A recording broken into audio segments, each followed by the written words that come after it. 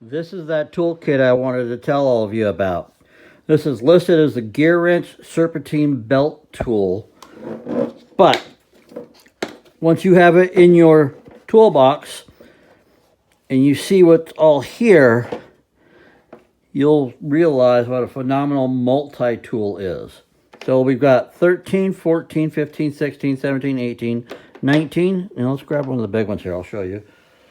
So you got your 6-point hex head here. Pass through. So if you've got a long stud that you've got to clear to get onto the nut. Right. Now, this goes on.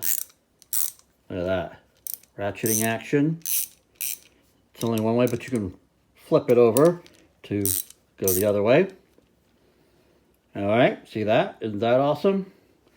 Now, it's pretty cool, but that's not like a serpentine belt, or sometimes you need more leverage. And you get this. This is almost looks like a serpentine belt tool all by itself, right? All right, so snap this together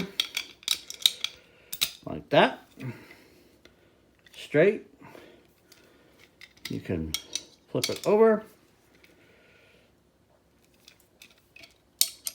You've got different angles here. So if it's on here, you can break free like this, or torque, tighten it down.